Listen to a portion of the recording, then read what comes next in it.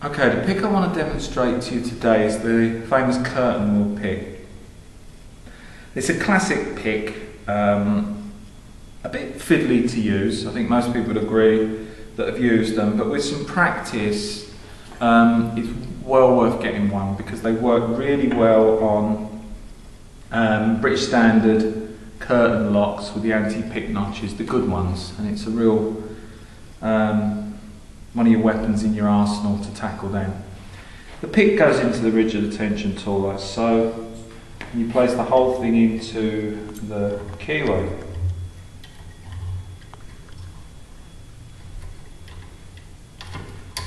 And you get a different gauge. It's a 7 gauge. It comes in 2 gauges. This is a 5 gauge because this is a Chubb.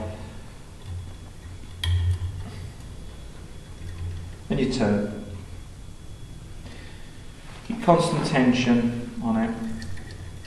And all you're trying to do with the pick is go through and you're feeling for the levers in the lock that feel tighter, so adjust your tension accordingly. You've got to reveal the lever that feels tightest.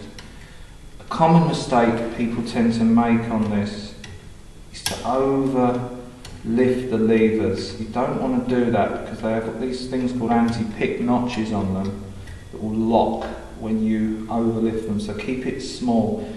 The analogy is a man crawling under a barbed wire fence. He keeps his head down, little movements. You just go through trying to lift them.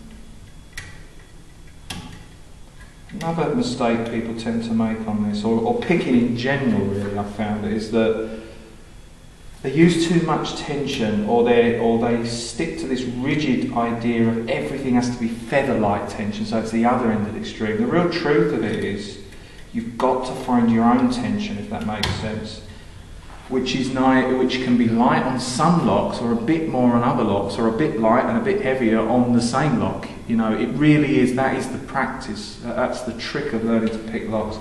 Now I've lifted all the levers, and if you come in square onto the lock, so it's picked. All you need to do then when you're using a curtain wheel pick is get the wire out,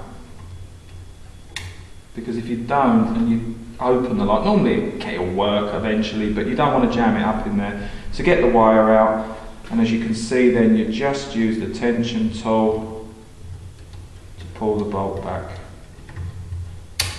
and it's open. Okay, so as I said, a really good tool for your arsenal. Involves a bit of practice, so do practice with it.